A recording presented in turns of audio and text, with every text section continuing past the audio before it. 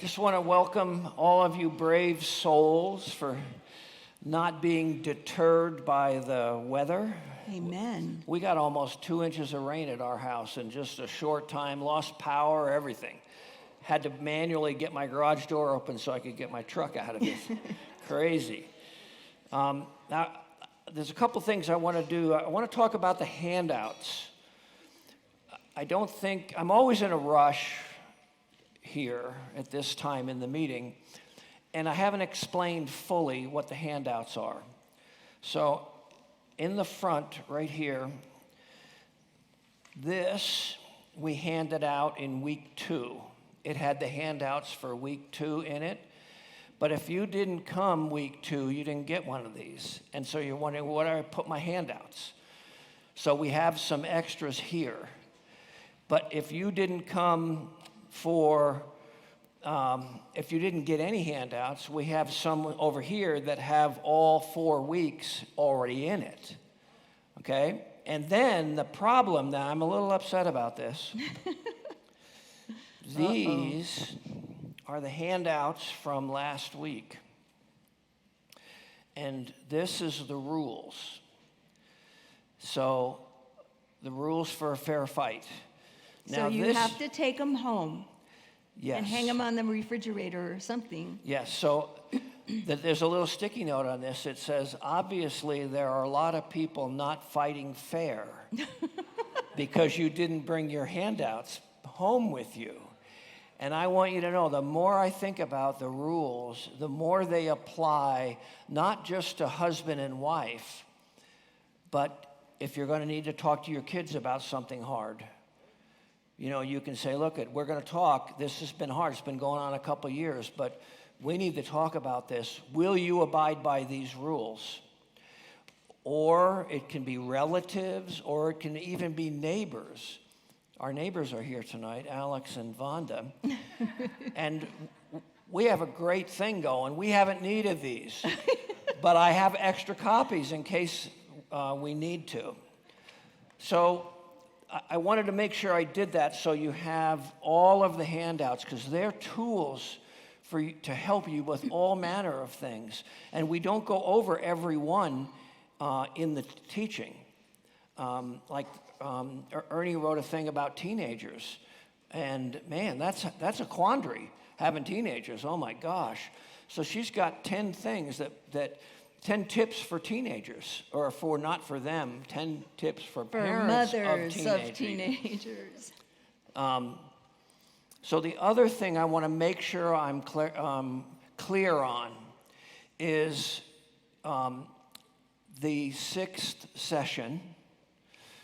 We want to give the microphones to you so you can testify about something that God told you, because the enemy is squashed by the blood of the Lamb and the word of our testimonies. And believe me, if God told you something about the nothing box that changed your life, share it with everybody, because it will change their life. They might not have been there that week. A lot of people in and out on vacations and things. The other thing I thought about is look, isn't she cute? Talking about marriage stuff is hard. It really is hard. And then when I put a microphone there and say, come on, share, that's extra hard. So I realized that we have the sheets that have, if you want this question answered, you can use that sheet, scratch it off and write testimony on it, and write the testimony. Then I'll read it, because sometimes it's too much. But I want everybody to know what's happening in our lives and what we're getting. Every testimony is important. So I just want to grease the slides so you guys on week 6 can really be free to share and talk and laugh, because a lot of stuff is going on. We also have some questions. We're going to answer 3 questions tonight. Okay.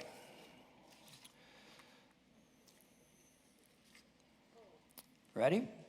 Pray Stand up if this is your, oh, I got to pray first. No, don't stand up. I'm only kidding. This is, oh God. Okay, let's pray. Oh God, we appeal to you now in your majesty and your wisdom and your great understanding of our human lives, that these questions come from the heart. And I pray that you give us the right answers for those questions that people have. And we ask you to come now boldly into our midst in the power of your Holy Spirit. In Jesus' name, amen. Amen. All right, here's the question. First question. What do you do when you've asked over and over and nothing? ? I do not want to be that dripping faucet and nagging wife. What do I do? Great question, huh? I have the answer. Let's just use the trash for an example. The garbage. The garbage in the kitchen. Okay. So, will you take the garbage out? No, he maybe never. later. No, he never says no. He always says yes, I will, and he always does. He's. But I didn't used to. Maybe not, but. So this may be a story from us to help you understand what So- you can do in a situation when. Yeah, you weren't like right on the spot like you are now. Yes. So I would say, will you take the garbage out? And I just deplore nagging, and so I would wait and then say it nicely again. Will you please take out the Yes, garbage? She's asking more than once. Yeah. And I'm ignoring more than once because there's a lot of things that happen that are higher a priority for me than the garbage. So I decided that I would ask 2 or 3 times and then say nothing at all. And if the garbage piled up in front of the refrigerator, I never said a word. Right. I just kept smiling, Yep. you know? So there wasn't a mean thing. She would just say, okay, kind of like the spiders. Yeah. You know, okay, well, I just would let it pile up. yep. And there are things like that. If you really want him to do something, you know, and you can you can have a fair fight over it. You can fight over it like, you know, just do it the right way and say, you know, I feel like you never respond when I ask you. Right. And then when you're in the rules, I'm not allowed to say never, right. And which I do. And then I get to say, well, is that everything? that's putting your heart out there. But the point is, we're trying to learn how to hear each other. Now, last week, we talked about kind of give and take. Mm-hmm. And I just love the way, you know, the spider story. I'm never going to forget the spider story. For those of you who weren't here last week, it was, she said to Mark, no more sex until you kill the spiders. And he sat there and he said, I'm not doing that. On the first day, I didn't kill no spiders. On the second day, I didn't kill no spiders. The third day, I was killing spiders everywhere. I killed all the neighbors' spiders. And that's kind of the laughing. It wasn't this, you kill them spiders right now or I'm leaving. No, it's not worth it. It was bartering. It was giving and taking, learning how to put a smile on the other person's face. Mm-hmm. And you know, She walked up to him and she said, hey, you want to, you know, and he said, yeah. Yep. Okay, go clean the garage and then come find me. Right. So you have the power. You can make it fun or not. Yes, you have the power to make that man do what you want to do. Mm-hmm. Okay. The other one is a question about us. So as non-Christians, having lived together for 2 years, why did you get married after 2 years? What was it that made you get married? And, you know, our scenario may be a little different, but in Ernie was a dream. And that dream was not pretending that you're married. Mm-hmm. that dream I wanted was, to be married. she, 2.2 kids and a house in the suburbs, that was her dream. And I was this, 60s kind of leftover hippie type person that I had seen so much wreckage in marriage that I felt like I loved her and I didn't need this paper writing. My commitment to her was forever, but she didn't know that. And we had An almost fight, breakup. an Yeah. almost breakup. Well, we did break up for, 6 weeks or something, and we almost didn't make it back together. And when we did get back together, that's when he said, I want to take you to the mall and buy you a diamond ring. Yeah. Will you marry me? Yep. And the point, what happened was it was so easy to break up It was. without the commitment of Yeah. marriage. Oh my gosh, what would have happened if we didn't get back together? See, that's the risk that you take. And so I realized that Ernie Lee's dream had begun to take precedence over my thoughts and ideas about what a relationship would be like. Mm-hmm. And that signing the dotted line and that ring and all that stuff was very important. And that's why we did it. And that was before we got saved. We got married January, got saved in March. So it was just... We were stuck. Yes, we were. Okay, so here's one more question. What's healthy coping mechanisms for men who do not like to talk? And Rick's first question when we read this is said, go ahead, it's your question. uh-oh, This one right here. okay. It's a good question. Remember the coffee story? And remember Jesus saying, well, will you make Rick a cup of coffee for me, meaning Jesus? That's the same story. Jesus is asking you, will you talk for Jesus? And see, the answer for us was, yes, I'll make the coffee. Mm-hmm. And yes, I'll learn how to talk. And yes, I'll come out of my nothing box. Yes, I will do whatever you want me to do, Jesus.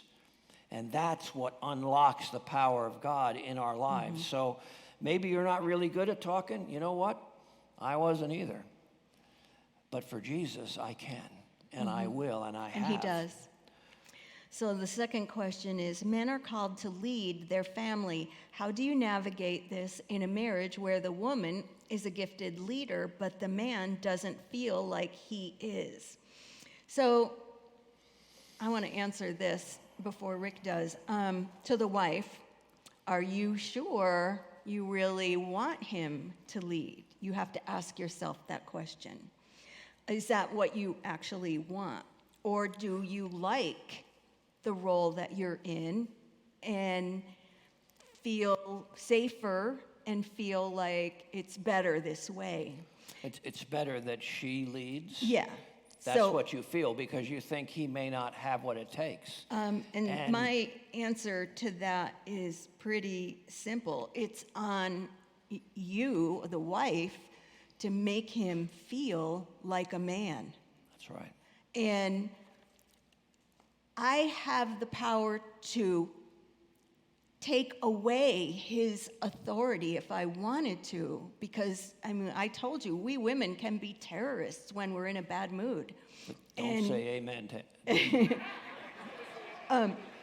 And, I know, I have seen Rick down in like feeling like a failure at something, and the only thing that mattered to me was to build him up and tell him, no, you are amazing. You are incredible. You can do anything you want to, and made him feel like a man.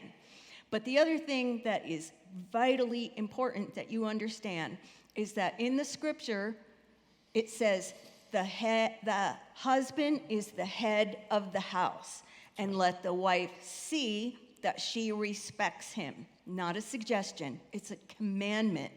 And it's our job to respect him, make him feel like a man, and recognize the fact that God said all men are the head of the house. It's not based on qualifications.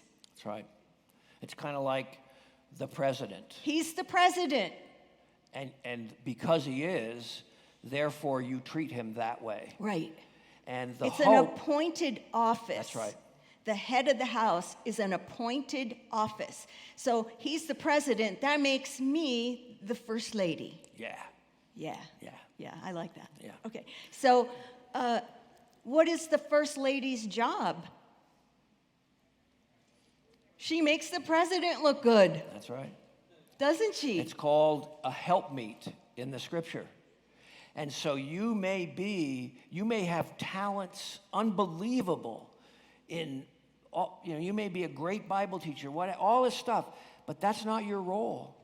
Mm-hmm. Your role would be to impart that to your husband, to make him become something that he's not. And that's what's in your power. That's what you have. That's why your charge is so important. And what we do for one another with our personalities that are so different is we shore each other up. I used to be very insecure and afraid. I mean, to do something like this, impossible. I was insecure.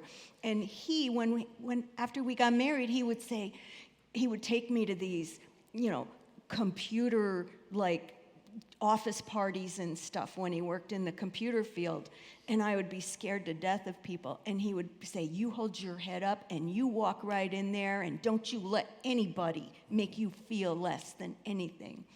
Now, who doesn't need to hear that? That's right. No, every one of us need to hear that. That's why we have each other. That's exactly right. Okay. I think we did good enough there. Okay. Okay. 10 things that must be said about sex. Now, this is one of your handouts, and it's so important that we are going to labor it a little bit. Yeah. You can take it home and process. So you can pull it out, and we're going to go right through it one by one Yeah, we're by going one. to have to go quickly again, Yep, always So running out of time. I'm up first. Okay. The sexual needs of men are emotional as well as physical.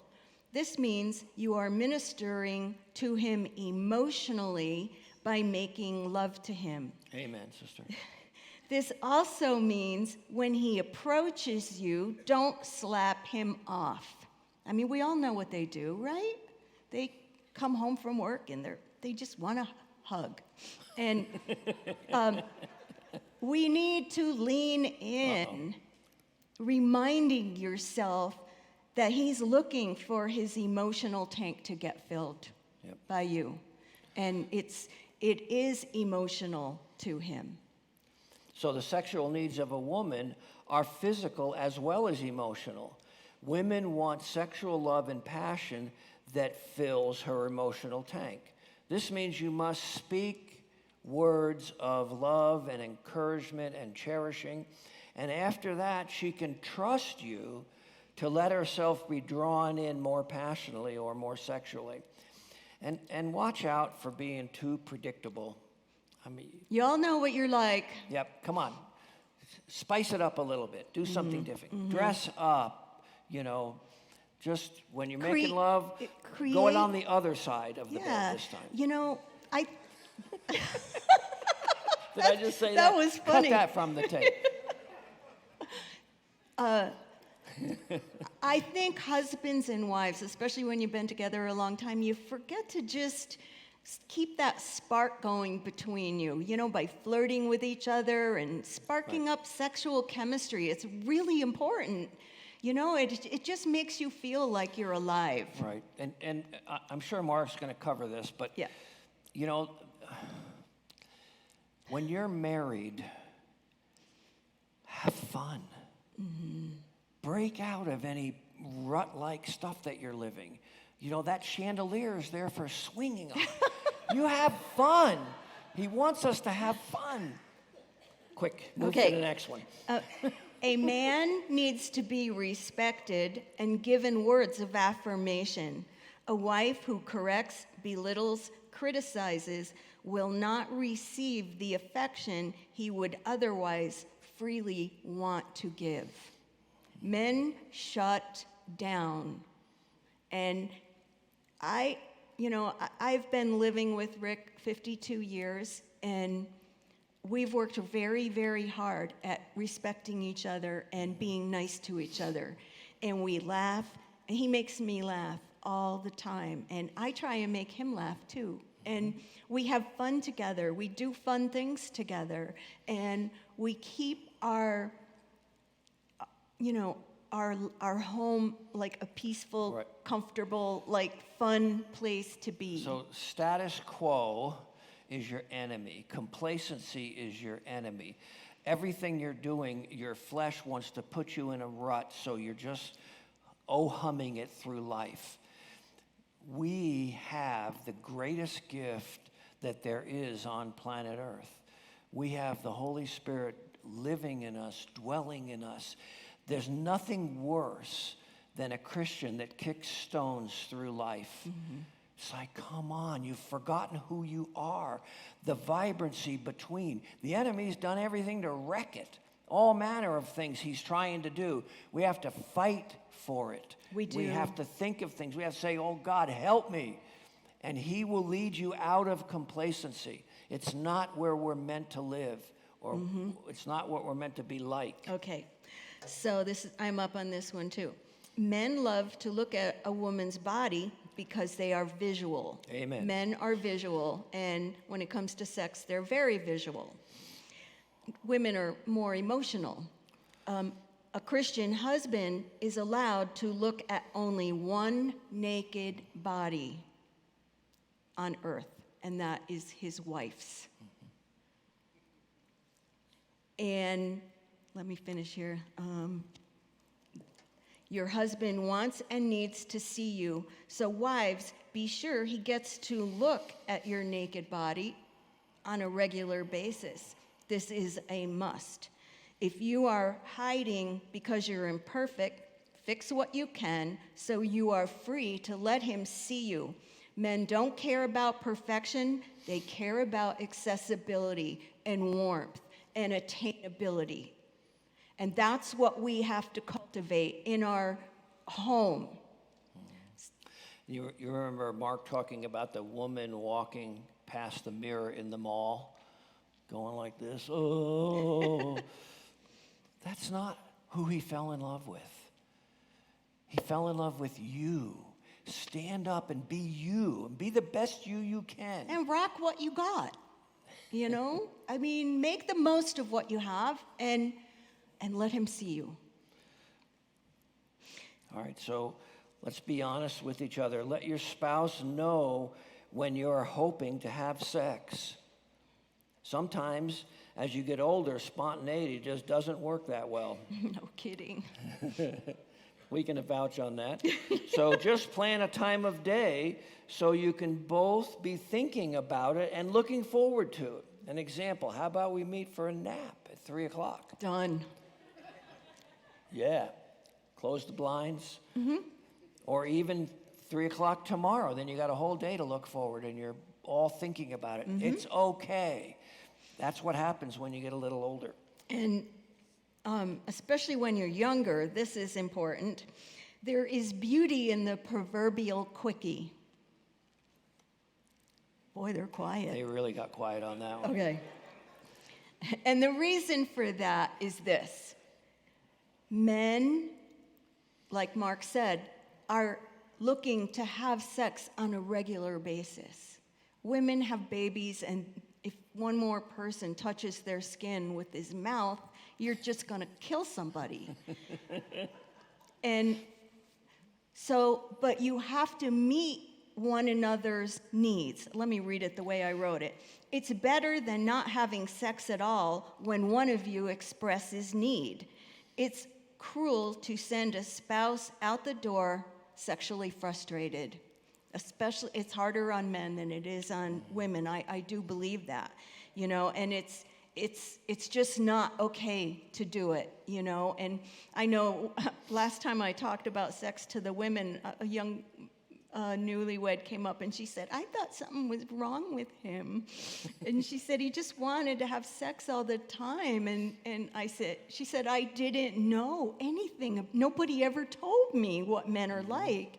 And I just laughed and I said, there's nothing wrong with him. I said, you need to rejoice that he is interested in you, and you guys need to take good care of each other. You have to take care of each other. So plan ahead. Make sure you are taking care of each other's sexual needs with willingness and joy. Plan ahead. A sense of humor goes a long way toward caring for each other. And, you know, it's a quickie. How long does it take? It's a joke. It's a okay? joke. It's okay to laugh. It's okay. So we have one little story, and the man will remain unnamed. He's out in the front yard on his riding lawnmower, and he's riding around. Cutting the grass. And he goes by the house, and he sees his wife through the window. And he goes, hey. He gets off his lawnmower. Leaves it running. And runs into the house and has a quickie, a mad, passionate quickie. Best 2 minutes of his life. Right. And he goes out, gets back on his lawnmower, and finishes the lawn and has a huge smile on his face. And all the neighbors are wondering, what the heck? What the heck is that guy got? You know, he's so happy out there, and he's like feeling like he is king of the world, you know. And of course, his wife's in there going, who was that? You know? All right, so this one, and we're going to skip the other ones. Go. Oh, okay. Okay, this one's from me for you guys. Are you ready? Yeah, this is an important one. A man cannot read a woman's mind. Isn't that good to know? I mean, come on.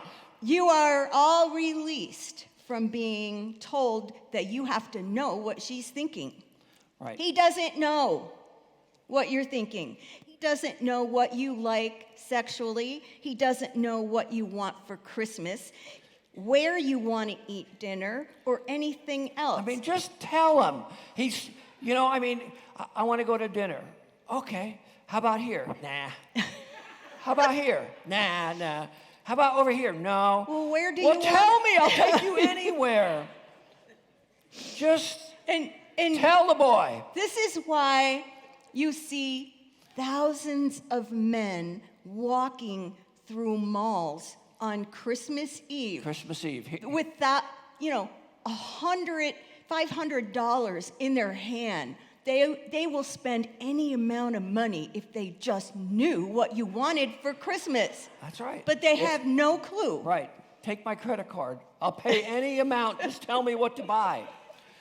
And it's, you know, we learned this a while ago. And she would say, okay, go to this. Penny's, ask for Kathy, and the dress is on the... Yeah. It's on the hanging thing already. All you got to do is go buy it, put it in a box, and... Yep, and I go get that. I'd follow right into that exact place, grab that thing, and I'd be so happy because I found something that she wanted. Or I tell him, I would love a ring. I would really love a ring. And he's like, what kind of a ring?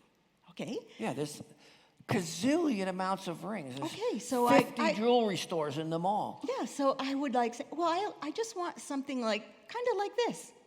So just get me a ring for Christmas and I'll be really happy. And he never just gets one thing.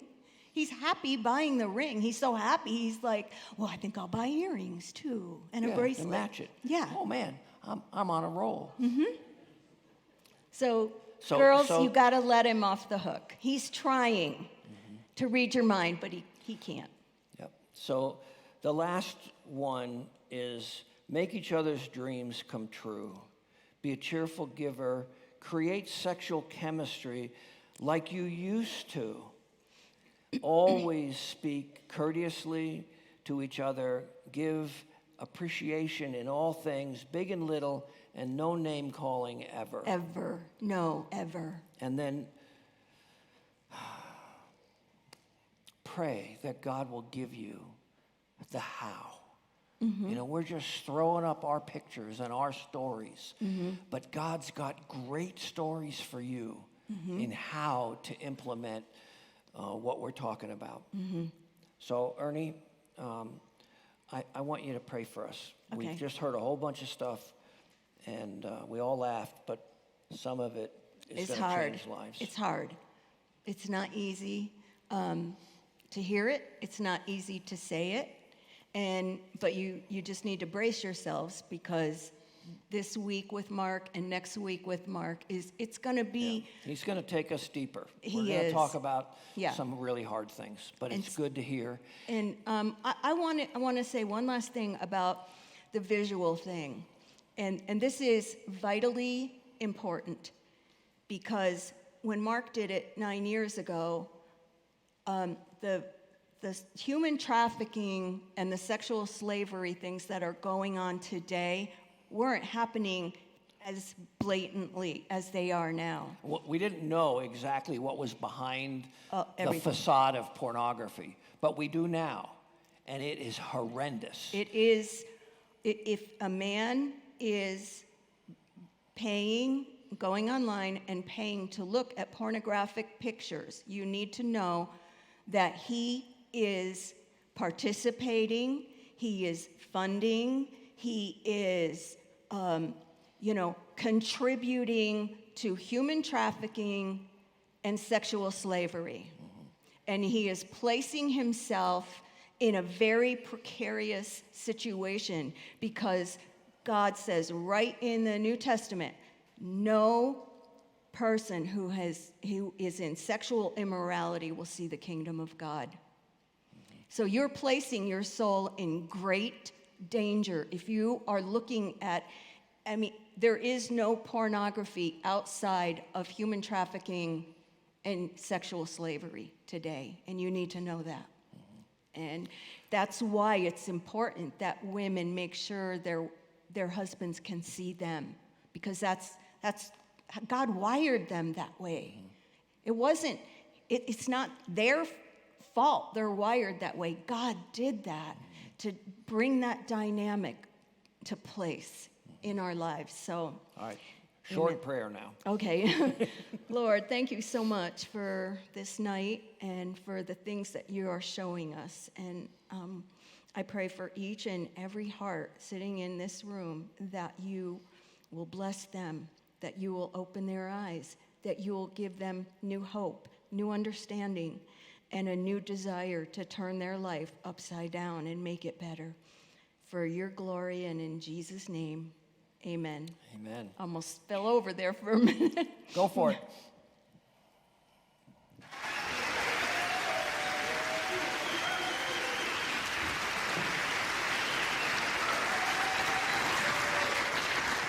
Okay, now we're going to do the Yo Mama session, the number one key to incredible sex. And I just want to set this up a little bit for you guys so you can kind of understand where I'm coming from. In addition to some of the things that I do, being a minister and a relationship speaker and a musician and whatever, I'm also a pilot. And if I were to try and tell you how to go from my home airport in Stevens Point, Wisconsin, to Green Bay. Ooh, we got a Green Bay person there. They say, Pastor, how do you get there? I'd say, well, you pretty much would fly a heading of 090. Actually, technically, it's a little more north of that, but for our example, that's fine. You fly 090, you pretty much go right from Stevens Point to Green Bay. Okay? Now, that's assuming there are no other variables. For example, if the wind starts blowing very hard out of the north, and you keep flying 090, you won't get to Green Bay. You'll wind up in Milwaukee or Chicago or who knows where else, depending on the strength of the wind. So if the wind is coming that hard, we might change our heading to 065 or something. Now we're flying more like this to go this way. Okay? If you keep just pointing the plane to where you want to go without adjusting to the variables, you'll always get off course. So it seems kind of odd, but a lot of times you're flying in weird angles so you can go straight. Now, what I'm going to share with you when I talk about sexual issues here is how to get from point A to point B. But it depends on your variables, and everybody has them. All right? And it's impossible for me to cover all of that in this session. I'll try and do the best that I can.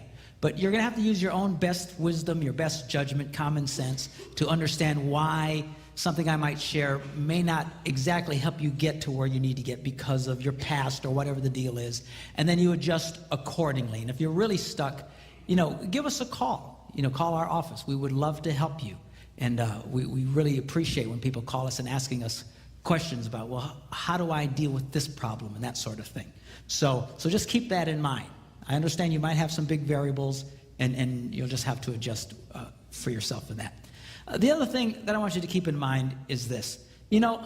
Being a minister, sometimes when you start talking about sexual things and you start to try to explain to people why you have certain moral stands, they don't really understand. But there's a reason for that. The reason God encourages people to wait until marriage to have sex is because when you have sex outside of marriage, you run a very high risk of messing things up. Now, this is particularly true for men. Men tend to imprint off of their early sexual experiences, much like a bird. Some of these birds, these cranes and stuff, they imprint on the first thing they see after they're born. I don't know if you know about this, but there's some animals that when they're born, the first thing it sees, it imprints on and thinks it's mama. So if these stupid cranes are born and a chicken's around, it's going to follow the chicken and ignore its mother. And professionals who deal with these animals have to be very, very careful not to be seen over there. I've watched them work with them while they're actually dressed up like gigantic cranes to get around them because they're not the brightest things in the world. It's mama, and they'll follow it everywhere. And men tend to imprint off of their early sexual experiences. If a man's early sexual experiences are in the context of lust, which is what they are outside of marriage, it's not really about love, it's about lust, it's about heat, it's about the backseat of a car, it's about someone they don't really know. They tend to imprint on that. They tend to imprint on the sex and not the girl. Are you following me? It's like when they have this, these early orgasmic experiences, it's like their psyche goes, whoa, what was that? And it starts taking pictures. This is because they want to remember. And they imprint off of this. And that's why a lot of guys, they get stuck here. That's why a lot of men are constantly, even in their marriages, are trying to recreate a lust environment, trying to get fulfilled sexually as a married man, trying to force their wives to do things that a lot of them are very uncomfortable in doing. Why are they doing that? Because they're trying to recreate this thing. They're trying to recreate this thing. See, if a man's early sexual experience is in the context of marriage, where he falls in love with this girl and all these people gather together and they all approve of it and they have this wedding and they're in a church and their God approves of it and all their friends and family approve of it and they have the biggest celebration of their life, and then on their wedding night and on their honeymoon he starts having these first experiences. Now he's imprinting on the girl and he connects to the girl at a very deep level. That's why people who wait until they're married to have sex have a fraction of the divorce rate of the rest of the world. Because he's imprinting on her as opposed to just sex. I met a man not too long ago who told me after a session, he says, I got a problem. I said, what is it? He says, I'm just not interested in sex. Which to a Puerto Rican is very odd. And it's like speaking Swahili, man. I don't know what he's talking about. and I said, well, what do you mean? He says, I don't know. I'm just not interested in her. And then she's really upset with me. And I said, well, are you never interested in sex? He says, well, you know, if we go out and have a nice dinner and go to a hotel or something, then I can get into it. And I said, let me ask you a question. Were you a virgin when you got married? He goes, no. And I says, were you pretty sexually active? You know, his eyes kind of lit up. Well, yeah. And I said, why don't you tell me about it? What would be a typical experience? Oh, you know, I'd find these women and pick them up in bars and take them out for dinner, go to some hotel. I said, do you see what you've done? You've so imprinted off of that you constantly try to go back there. You try to go back there. In fact, psychologists today, our whole sex culture that you get from experts is all lust-based because they assume virtually everybody's already done this. So they try and encourage people to keep recreating and keep fantasizing and keep imagining and all this other kind of stuff. And it can be very, very destructive. And men can have a really hard time really truly connecting with their wives. Can you get past that? Yes, you can. And I'm going to show you how. But you just got to understand it's going to be different for you than for everybody else. Same was true with women. They also imprint, but they imprint in a different way. It's not so much on the sex as so much what happens after the sex. And when women have sex outside of marriage, nothing happens after sex. There's no connection. There's no follow-up. They imprint on that sex equals nothing. Sex means nothing. That's why so many married women have such negative attitudes about sex. What I was talking about last night, how this is such a key thing, they don't even comprehend it because they have learned falsely that sex means nothing. If a woman waits until her wedding night and sees how that is how she connects with this guy, she understands this means everything. This is a key. This is a very fundamental thing. Particularly, you feel very bad for women who've been sexually molested because not only does it mean anything, their whole experience was forced on them. And that so has such an impact. Those early experiences are so important. It's not like God is embarrassed about sex. God is not a prude. He's seen you naked. He can handle it. It would really freak me out, but he can handle it. Some people say, yeah, you shouldn't have sex before you marry. Yeah, it's just puritanical now. No. This stuff has a huge impact on people that a lot of you will struggle with this for the rest of your life. I'm going to show you how to help you with the struggle, which is not what you want to hear. You want to hear how you just fix it and it'll all go away. It won't probably just all go away. You will struggle with this for the rest of your life. All the more reason you need to tell your children what I'm about to tell you, so they do this right. It's a matter of like metabolism. You know how some people, they can eat anything they want and they never gain weight? You know, we all hate those people. You know, they never have to think about it. It's natural to them. They can eat anything and they stay slim all the time. Then there's the rest of us. We so much as look at food, we gain 5 pounds. What is the difference? We can still be at a healthy weight, but it's a lot harder for us. It's a lot more work for us, a lot more energy for us to get into a healthy place. What I'm talking to you about has to do with sexual metabolism. If you do this right in the beginning, those people have an automatic, natural, healthy metabolism. And they carry it with them throughout their whole lives. That's why these people usually stay married forever. These guys who get married at, 18 years old, like Debbie and I did, and die at 103, with just what, they have this healthy sexual metabolism because they didn't get all messed up. And everybody else struggles. That's not to say you cannot have a good sex life. You can. You can have a wonderful sex life. It's just for a lot of you, it's going to be more deliberate, and you're going to have to work at it a little bit harder than others. Are you following what I'm saying? I'm not trying to discourage you, but I'm not going to whitewash this to you. That's why you want to encourage your kids, wait. For the love of God, wait. And particularly for women, not only psychologically, they have now determined through research that women physically do not respond the same after they've had multiple sexual partners. Women typically, when they have sex, they release a chemical called oxytocin into their bloodstream. It gives them this buzz and it helps them to connect emotionally. It's the same chemical that's released in a woman when she breastfeeds a little baby. And it helps her to connect. They call it the bonding chemical. They have measured that women who have multiple sexual partners, they start releasing less and less oxytocin. Just a physical thing. I mean, this is really dramatic for women. Physically, they can't even get the same buzz. It's not worth it. You can make it work. You can have a healthy sex life. I'm going to show you how to do it. But all the more reason you want to encourage your kids, wait. Do this right. Don't tell them sex is wrong. Sex is wrong. Man, I told my kids sex rocks. Man, sign me up, Jack. I like this. All right? But do it the right way. If you don't do it the right way, they can struggle. Some of you are struggling now. Some of you will struggle for the rest of your lives. You can get it right. Just your metabolism is going to be different. It'll take more energy, and that's okay. Are you hearing me?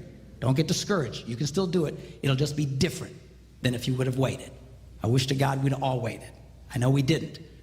And it depends on the amount of damage. I mean, just because you had one or two, it doesn't not like you're seriously damaged. But some people who've really been into this stuff before they got married, you struggle. And I know you really struggle with this stuff. And hopefully what I share with you in this session will really help you. Okay, y'all okay? You ready?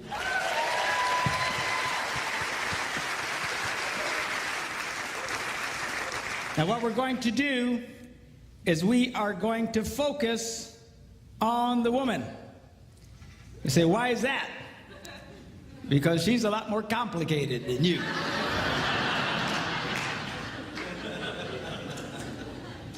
Thank you, dear. So we're going to focus on what it takes for a woman to experience great sex. You see, all a man needs for great sex is for you to show up.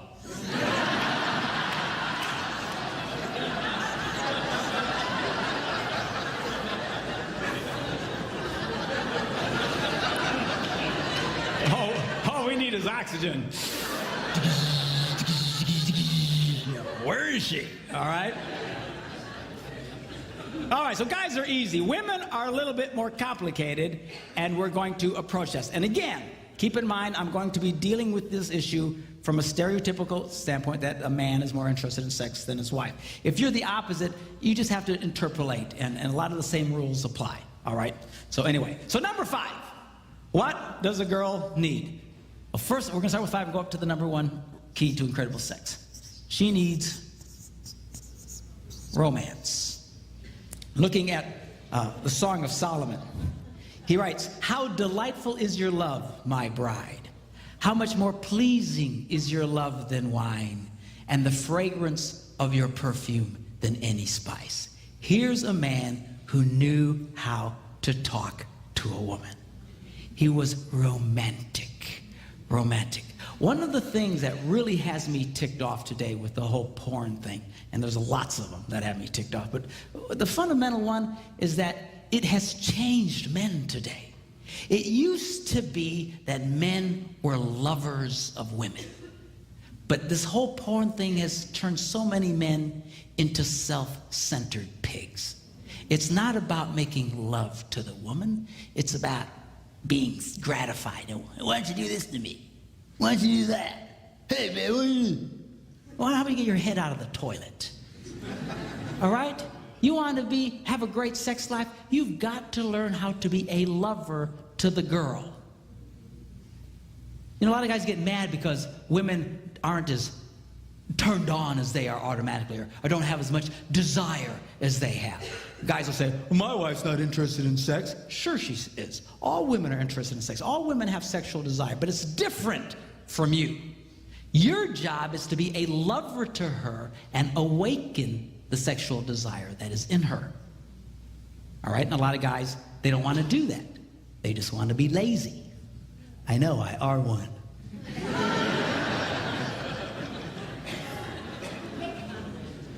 The guy should focus on the girl. It should be the man's goal to bring his wife to orgasm. You know, and you usually can tell by the way she responds, the little oohs and the ahs, and some of y'all it's yee-haw!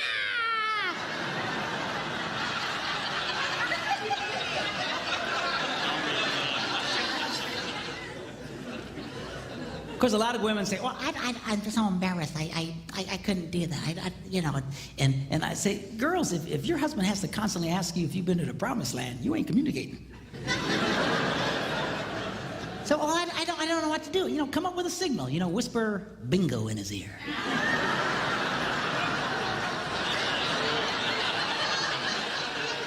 It makes for great code later. You can talk around the kids, they have no idea what you're talking about. Hey, baby, you up for some bingo later? Yeah, I can do some bingo, you know. Your kids will say, man, you ever see mom and dad play bingo? What's with the bingo thing, you know?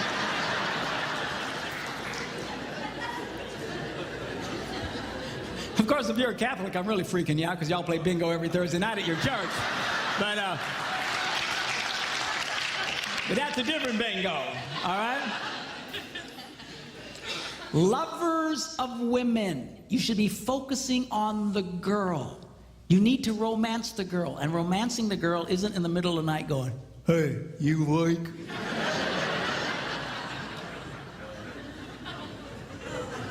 Say, well, I'm interested then. Well, you know, look, if your wife likes you waking her up in the dead of sleep, then go for it. I don't care. The minute you feel turned on, you don't have to be immediately gratified. All that's doing is God reminding you, be nice to the girl. Be nice to the girl. Be nice to the girl. All right? And then that should kick you into your romantic mode, not your, hey, come here, baby. Help me out, will you?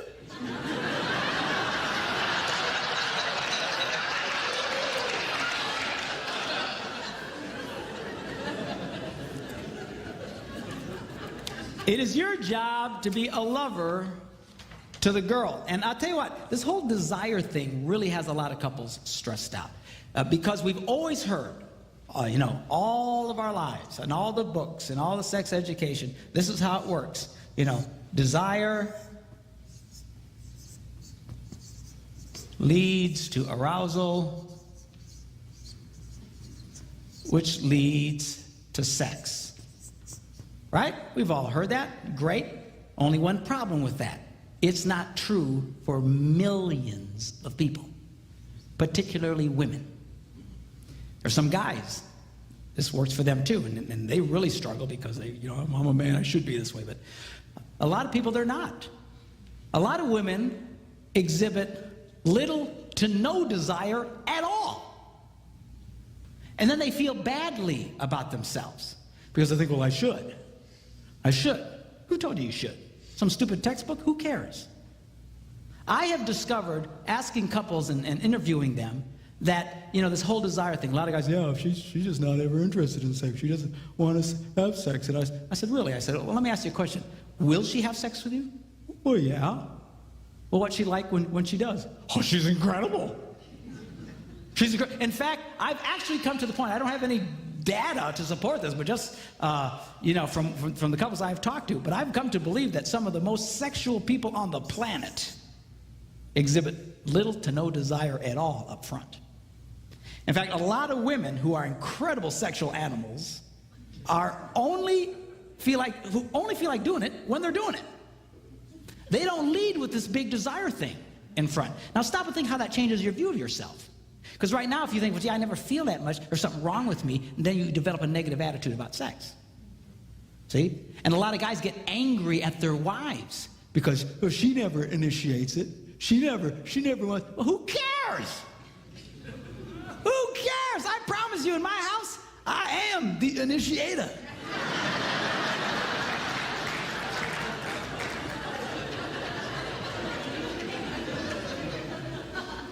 I am the initiator.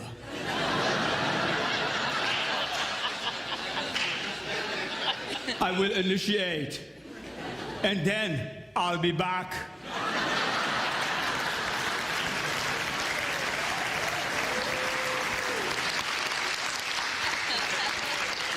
Who cares? Who cares? This has really got a lot of people messed up. I'm telling you, a lot of women, it's just not there until you start waking it in her. Okay?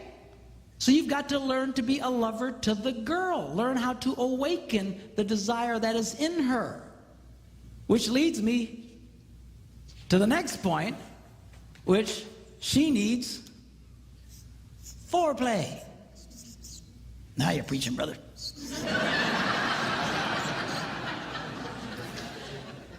And let me say this to you. You know, a lot of guys' way of initiating sex is they'll ask their wife, you want to have sex? And the answer more often than not is no.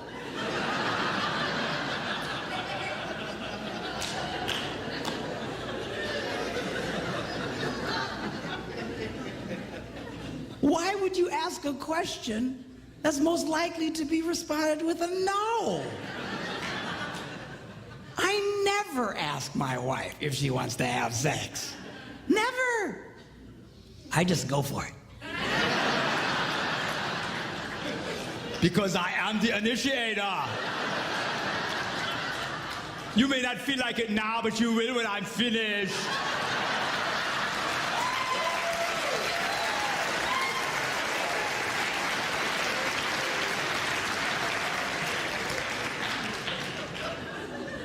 Man, if your idea of romance and foreplay is, you want to have sex? There's something wrong with you. Come on, rise up. Take your place. Now check this out, Song of Solomon. I love this. He writes, your stature is like that of the palm tree, and your breasts are like clusters of fruit. I said to myself, I will climb the palm tree. Now take hold of the fruit. Hallelujah!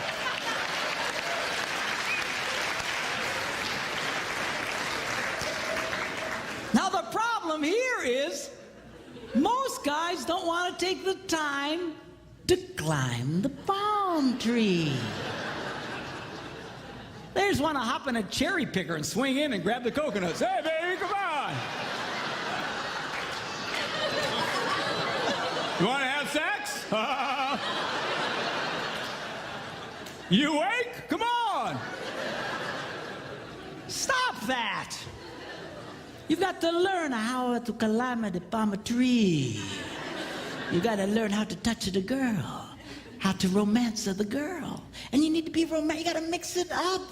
Don't be so puking predictable. A lot of you guys, the minute you touch her, she knows what's coming.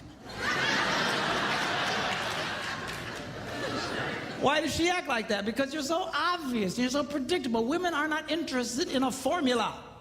Men are by nature formulaic. You do this, you do that, you get that. You do this, you do that, you get that. You do this, you do that, you do that. All right? And she's not, you do that every time with her. She just, get away from me. You need to mix it up. Gotta learn how to climb the palm tree. You really want great foreplay? Turn it into a 24-hour deal. I call it slow roasting your woman.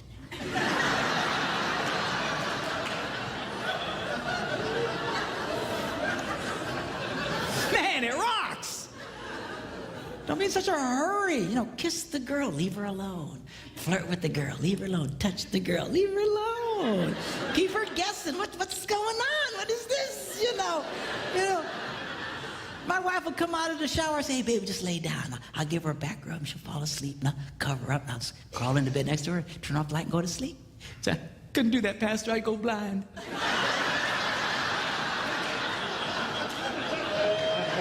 You won't go blind. You've got to learn how to climb the palm tree. Take it a time. Don't worry about this desire thing. You see, I'm waiting for her to have all this desire out in front. Stop. You're going to be a very old man before you have sex again.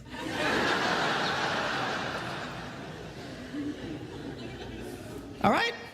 Number 3. She needs time. Check this out. He says, how beautiful you are, my darling. Your eyes behind your veil are doves. Your hair is like a flock of goats.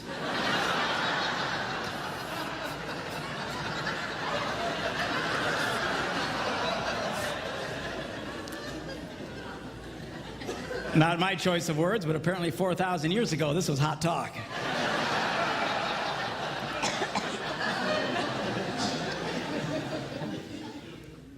Your lips are like a scarlet ribbon. Your mouth is lovely. Your neck is like the Tower of David. Your two breasts are like two fawns, like twin fawns of a gazelle that browse among the lilies.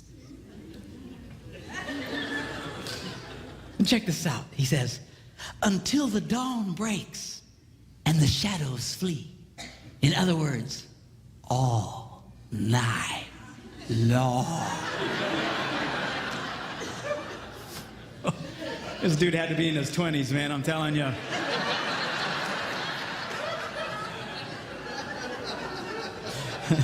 Those Puerto Ricans way past all night long, I gotta tell you right now. But All night long. What's he gonna do all night long? He says, I will go to the mountain of myrrh and to the hill of incense. Where exactly is that, Pastor?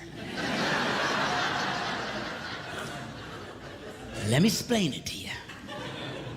If you look in the back of your Bible where they have all those nice maps of the Holy Land and stuff, you can look as hard as you want. You won't find Myrrh Mountain anywhere. So, well, where is it? And I'll think it through. Talks about her hair, and her eyes, and her nose, and her lips, and her neck, and her breasts. Ends up at Myrrh Mountain. Where do you think it is?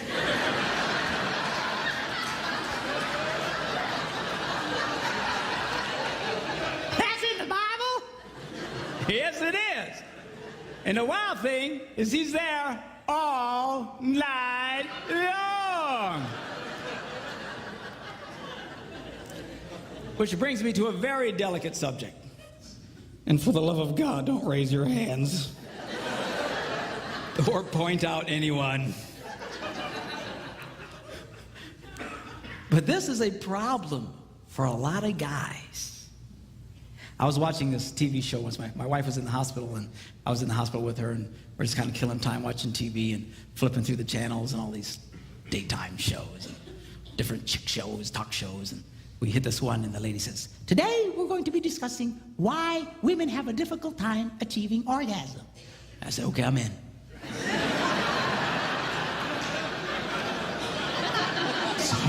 So I said, let's watch this one. I like this one. So they have these women, and they have these psychologists and these doctors, and they're all, what's wrong with us? What's wrong with us, you know, women? What's wrong with us? We stink, we stink, we stink. And then they would go to the commercials, and they would do these teasers where they would ask a question and then give potential answers, and then you had to wait till after the commercial to get the answer, right? It's a teaser, make you stick around. Well, about halfway through the show, they asked this one question. What is the average length of a man's sexual experience? A, 2 minutes, B, 10 minutes, C, 20 minutes. And it went to commercial. I looked at Debbie, and I said, you know what the answer is? She goes, no, what? I said, 2 minutes. She goes, oh, it's not. I said, you watch. Came back and ding, hey, 2 minutes. And then they went on. What's wrong with us? How come we have a hard time achieving orgasm? Hello, did you see the screen? Now do the math. If a woman needs anywhere from 7 to 14 minutes, and a boy's done in 2 minutes, you got yourself a math problem.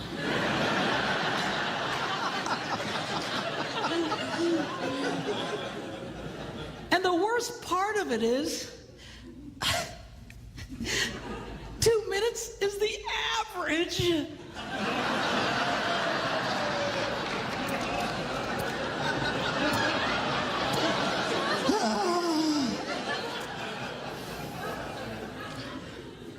Now, guys, you can do better than the 2-minute drill.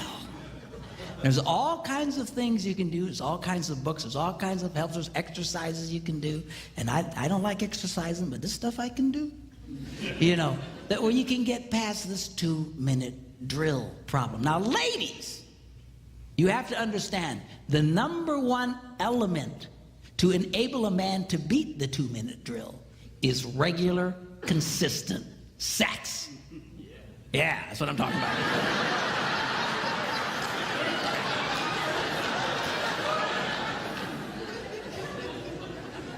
You make a guy wait for 2 weeks, and he ain't gonna last 30 seconds for crying out loud. All right, you need to help this boy become a lover to you. You got to help him get his stamina up, all right? But you got to be focused on the girl. Now, if all you are is focused on yourself, a lot of guys, that's 2 minutes is more than enough time. It's all about them. Oh, get my release, okay, thanks. And then they wonder why she doesn't want to have sex later. Well, it's a drag for her. I know women who've been married their entire married lives who've never had an orgasm. Never. But who'd been married before and knew what an orgasm was. They knew what I was talking about. Come into my office, and I don't know. I said, well, let me ask you a question. Does he ever ring your bell? No. So have you ever had your bell rung? Yeah. So she knew what I was talking about. Been married before. So let me ask you a question. When he makes love to you, she goes, yeah. I said, 2 minutes or less. She goes, how'd you know? I mean, come on, guys. We can do better than the 2-minute drill. All right? Number 2, she needs privacy.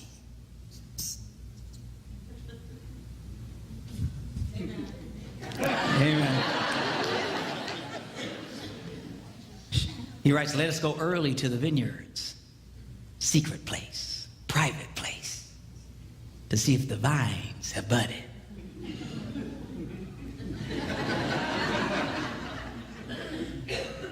If their blossoms have opened. If the pomegranates are in bloom. People sure are into gardening. And there he says, I will give you my love. It's going to be very difficult for a woman to feel very sexual or turned on if she doesn't feel that her lovemaking to you is safe and private. All right? Which means chances are, if you have dinner guests waiting in the next room, she won't be very interested. To a lot of guys, we'd have no problem with that.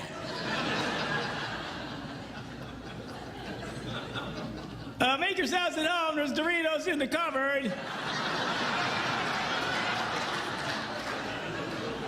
We'll be with you in a little bit.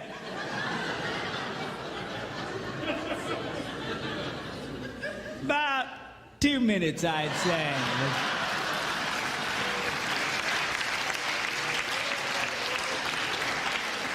She's not going to be interested in that, you nitwit. That's why for a lot of women, just having children makes it difficult for them to feel very sexual. I call children the anti-sex.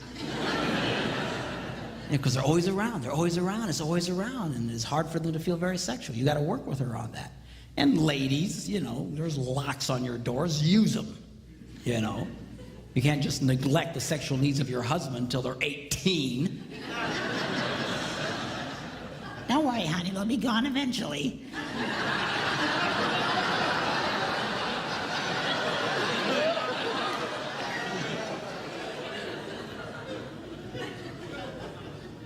Everything changes with children. You know, you're not the same anymore. Women, guys have to understand that physically they're different, emotionally they're different. Everything's changed. Those beautiful, seductive breasts are suddenly transformed from erogenous zones into public utilities.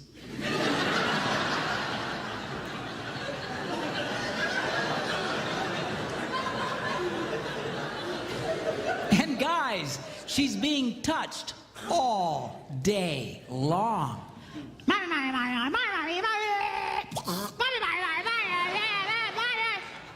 And then you come home.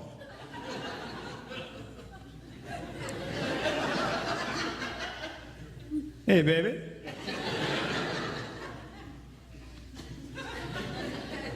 Touch me and die.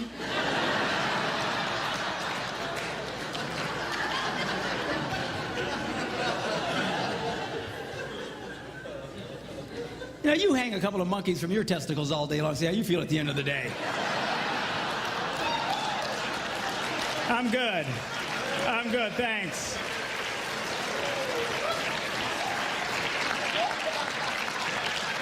I'm okay, thank you. Thanks for asking. I'm good.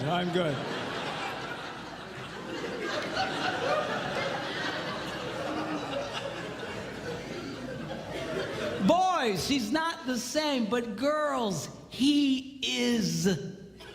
Ain't nothing happened to him. He's still the same wild man you married.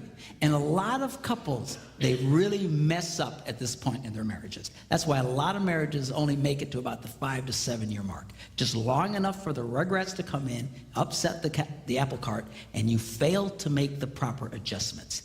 And it destroys the relationship. Ladies, you cannot get so engrossed in being mommies that you forget about the sexual needs of your husband. So, but Johnny needs me, Johnny needs me. I'll tell you what Johnny needs. He needs a father. And if you keep it up, he's not going to have one. It's not worth it. And girls, you have to be really careful about rejecting your husband sexually. I don't know if you're aware of this, but for most men, as few as 3 or 4 rejections in a row, and he'll begin to shut down sexually. If you have a husband who argues with you about sex, consider yourself blessed by God. Because at least you keep it on the front table. But a lot of guys, they just shut down. I have women in conferences like this who come up to me, tears running down their faces, saying, I did that to my husband, now he won't touch me. It's not worth it. Why do you think all the jokes on TV are about the young, sexually frustrated man, but the older, sexually frustrated woman? Because she comes back to life, see? You're going to come back to where you were, but now he won't care about you anymore. He won't feel safe to be the initiator anymore. And it's going to, you say, well, what do we do? Everything, it rarely ever goes back to the way it was. You might have to turn into the initiator. I mean, it's not worth it. You younger ones, watch yourselves during this time. I understand you're tired. And guys, get a clue. The girl is exhausted. Give her a break. Let her rest. They just did a survey on USA Today this weekend. I don't know if you saw it. But they said, what were men's number one interests? It was sex, food, and sleep. And they surveyed women, and their top 3 interests were sleep, food, and sex. I mean, you're being traded in for a cheeseburger, Jack. You know what I'm saying?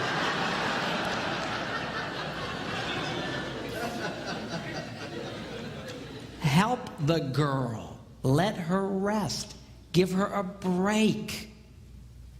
You want her to be a lover to you? Let her take a nap. You take the little rugrats for a while. Let them peel your brain apart.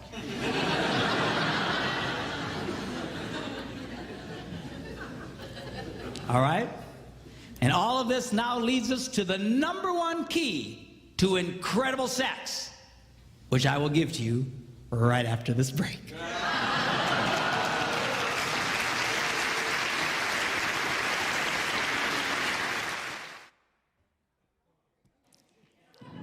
Sorry.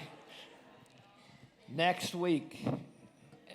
So what we have is we got about 15 minutes for some table discussion. We worked hard to get you more than last week. And I want to remind you, the rules are here. So many things were talked about in that 34 minutes. And some can be discussed on the table questions. Most of it you need to take home. So the questions, there's copies of the questions that are on the screen. And the rules are how to talk about all that stuff. So please, let's let God push us forward. So I'll close at 8 o'clock. Have fun.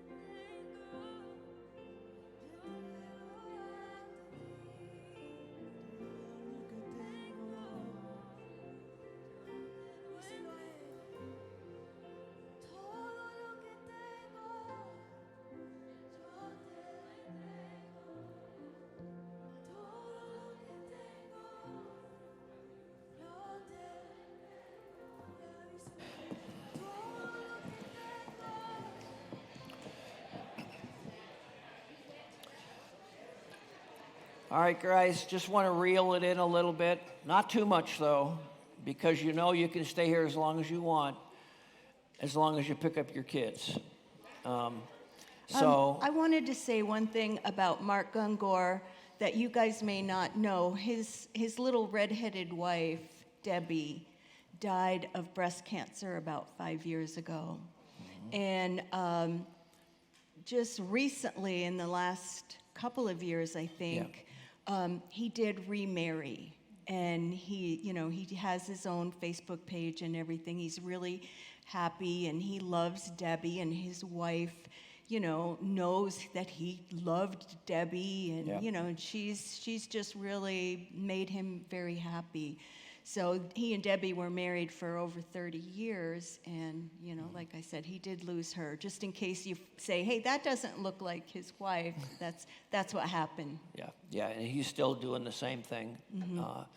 And his calendar is full, still teaching a lot of the same stuff that we're listening to. So it's been great having you. I want you to know that so much of what makes this fun for us is listening to you. And next week is the number one key. And then after that is, it's really called the Great Reset. And it really helps us kind of seal what's really happening in our life now. So we're very excited about you guys all being here, even when it's raining. We know it's hard to get here. Sometimes you don't know some of the behind the scenes, but I told Doug yesterday or last week that this is the sex teaching, so all hell's going to break loose. So just so you know that you weren't alone, our house, we lost power. One of my big windows was leaking like a sieve through this, and I couldn't fix it. My booster pump from my well burned out yesterday. And Ernie broke another finger yesterday. So it's like we know that what it takes to do this, and we are all in. And the very thing of listening to you guys talk and laugh at the table is worth everything. Because it's a joy to walk with God and walk with you guys. And fight for it. Yes. Really fight. Yeah. Fight for your marriage. Yeah, amen. Thank you, Lord. Amen. So, Father, we thank you for tonight. Bless everybody. Get us all home safe and bring us back again next Thursday to hear this number one thing about incredible sex you have for us. So bless us now, I pray, in Jesus' name. Amen. And everybody said, amen. Amen. Yeah, we want to hear that. Have a great week, you guys.